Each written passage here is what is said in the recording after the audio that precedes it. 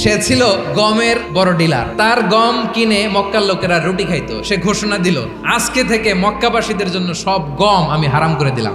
মক্কাবাসী এখন না খেয়ে মরে।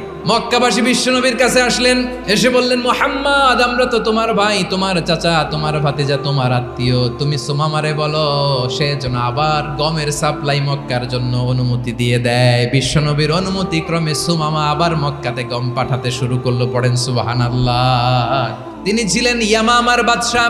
মদিনাতে বিশ্বনবীকে হত্যা করার নিয়তে এসেছিলেন। গোপনে গোপনে বিশ্বনবীকে হত্যা করে আবার ইয়ামামাতে তিনি ফিরে যাবেন। কিন্তু কি অবাক করা কাণ্ড, হত্যা করতে পারে নাই, সাহাবাদের হাতে তিনি ধরা পড়ে গেলেন।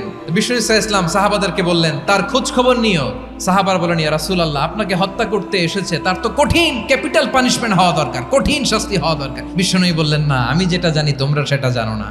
টানা 3 দিন বিশ্বনবী সুমামার কাছে ইসলামকে প্রেজেন্ট করেছেন, উপস্থাপন করেছেন। মসজিদে নববীতে বাধা। আর সাহাবীদেরকে বললেন, তার খোঁজ খবর নিও, তোমরা সুমামার সাথে ভালো আচরণ করো। এবার সুমামা দাঁড়িয়ে বলে, ওগো নবী, আমি তো কালিমা পড়ে মুসলমান হয়ে গেলাম। এবার শোনেন, এই মুহূর্তের আগে আপনার চেহারার চাইতে নিকৃষ্ট কোনো চেহারা আমার কাছে ছিল না, কিন্তু শাহাদা পাঠ করার পরে আপনার চেহারার চাইতে উত্তম শ্রেষ্ঠ কোনো চেহারা আমার কাছে আর নাই।